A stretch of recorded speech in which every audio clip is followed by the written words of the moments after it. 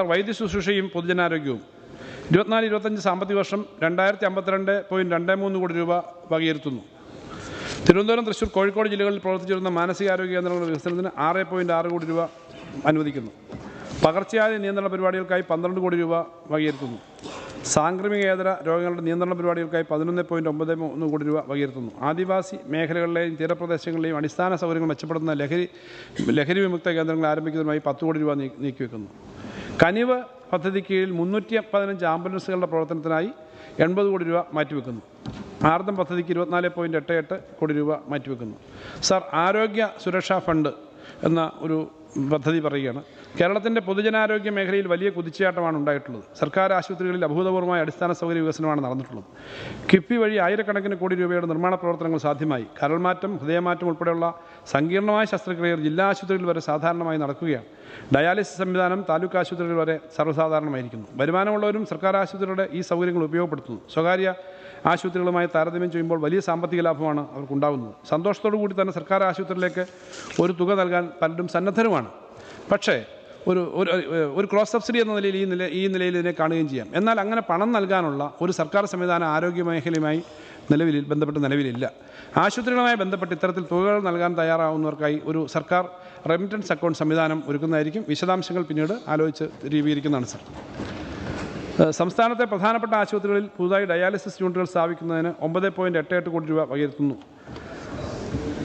Sir, Ayushman Bharat പദ്ധതിക്ക് കീഴിൽ school health and wellness program എന്നൊരു പുതിയ പദ്ധതി പ്രഖ്യാപിക്കുകയാണ്.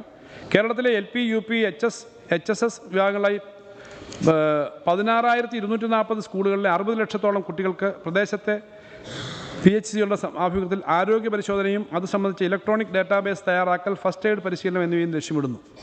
50% LP സ്കൂളുകളിൽ നാഷണൽ ഹെൽത്ത് മിഷൻ്റെ ആഭിമുഖ്യത്തിലും 12ാം ക്ലാസ് വരെയുള്ള മറ്റ് സ്കൂളുകളിൽ സംസ്ഥാന പദ്ധതി ഉപവിനിയോഗിച്ച് നടപ്പിലാക്കുന്ന സ്കൂൾ ഹെൽത്ത് ആൻഡ് വെൽനസ് പ്രോഗ്രാമിൻ്റെ ആദ്യഘട്ടത്തിനായി 3.1 കോടി രൂപ വകയിരുത്തുന്നു. നാഷണൽ ഹെൽത്ത് മിഷൻ പദ്ധതിയുടെ സംസ്ഥാന വിഹിതമായി 465 കോടി രൂപ വകയിരുത്തുന്നു. സർ, PM ആയുഷ്മാൻ ഹെൽത്ത് ഇൻഫ്രാസ്ട്രക്ചറിനായി 25 കോടി രൂപ വകയിരുത്തുന്നു. വിവര സാങ്കേതിക വിദ്യ പ്രയോജനപ്പെടുത്തിക്കൊണ്ട് ആരോഗ്യ മേഖലയിൽ നടപ്പാക്കുന്ന ഹെൽത്ത് പദ്ധതിക്കായി 27.6 കോടി രൂപ വകയിരുത്തുന്നു. കാരുണ്യ ആരോഗ്യ സുരക്ഷാ പദ്ധതി. സർ, കാരുണ്യ ആരോഗ്യ സുരക്ഷാ പദ്ധതിക്ക് കീഴിൽ 202 സർക്കാർ ആശുപത്രികളും 364 സ്വകാര്യ ആശുപത്രികളും ഉൾപ്പെടെ 566 ആശുപത്രികൾ എംപാനൽ ചെയ്യപ്പെട്ടിട്ടുണ്ട്. ഭിന്നശേഷിക്കാരും ട്രാൻസ്ജെൻഡേഴ്സ് ഉൾപ്പെടെ 42.45 ലക്ഷം പാവപ്പെട്ട കുടുംബങ്ങൾക്ക് ഈ പദ്ധതിയിലൂടെ ആരോഗ്യ സുരക്ഷ ഉറപ്പാക്കുന്നു. ഇതിൽ 22.22 ലക്ഷം കുടുംബങ്ങൾക്ക് സേവനം ലഭ്യമാക്കുന്നതിന് മാത്രമാണ് കേന്ദ്ര വിഹിതം ലഭിക്കുന്നത്. ഇത് പദ്ധതിയുടെ ആകെ ചെലവിൻ്റെ 10% താഴെ മാത്രമാണ്. PMJAY കാസ്പ് പദ്ധതികൾക്കുള്ള കഴിഞ്ഞ വർഷത്തെ ആകെ ചെലവ് 1692.37 കോടി രൂപയായിരുന്നു. സർ, എന്നാൽ നാഷണൽ ഹെൽത്ത് അതോറിറ്റി അനുവദിച്ചത് 151.34 കോടിയാണ്. സർ, ഈ സർക്കാർ അധികാരത്തിൽ വന്നതിന് ശേഷം ഇതുവരെ കാരുണ്യ പദ്ധതിക്ക് 2545.89 കോടി രൂപ ചെലവഴിച്ചിട്ടുണ്ട്. 2024-25 വർഷത്തേക്ക് കാരുണ്യ ആരോഗ്യ സുരക്ഷാ പദ്ധതിയുടെ നടത്തിപ്പിനായി 678.54 കോടി രൂപ വകയിരുത്തുന്നു. കേന്ദ്ര വിഹിതമായി 198 കോടി രൂപയാണ് പ്രതീക്ഷിക്കുന്നത്. സർ, ഈ ബഡ്ജറ്റ് വിഹിതത്തിനേക്കാളും 3 ഇരട്ടിയാണ് ചെലവഴിക്കേണ്ടി വരുന്നുള്ളത് തൊട്ടുമുമ്പത്തെ കണക്ക് ഞാൻ പറഞ്ഞല്ലോ. ബഡ്ജറ്റ് വിഹിതം സാധാരണ നമ്മുടെ പരിധിക്ക് അത്ര വെക്കാൻ കഴിയുന്നുള്ളൂ, പക്ഷേ 3 ഇരട്ടി വരെ ചെലവഴിക്കുന്നുണ്ട് നമ്മൾ. സർ, തിരുവനന്തപുരത്ത് government analyst laboratory, Ernakulam, Kozhikode, Kannur എന്നിവിടങ്ങളിലെ റീജിയണൽ ലബോറട്ടറികൾ, പത്തനംതിട്ടയിലെ ജില്ലാ ലബോറട്ടറി എന്നിവ നവീകരിക്കുന്നതിനായിട്ട് പുതിയ ഉപകരണങ്ങൾ വാങ്ങുന്നതിനായിട്ട് 7 കോടി രൂപ വകയിരുത്തുന്നു. ഡ്രഗ്സ് കൺട്രോൾ വകുപ്പിന് 5.52 കോടി രൂപ വകയിരുത്തുന്നു. ആരോഗ്യ വിദ്യാഭ്യാസം. സർ, ആരോഗ്യ വിദ്യാഭ്യാസ ഡയറക്ടറേറ്റിന് കീഴിൽ ആകെ 11 മെഡിക്കൽ കോളേജുണ്ട്.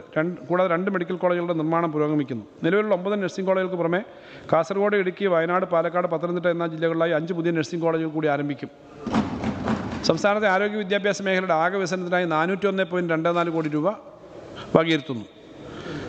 Sir, regional institute of ophthalmology Thiruvananthapuram, college of pharmaceutical science Thiruvananthapuram, medical കോളേജുകൾ എന്നിവയുടെ സമഗ്ര വികസനത്തിനായി 217.41 കോടി രൂപ അനുവദിക്കുന്നു.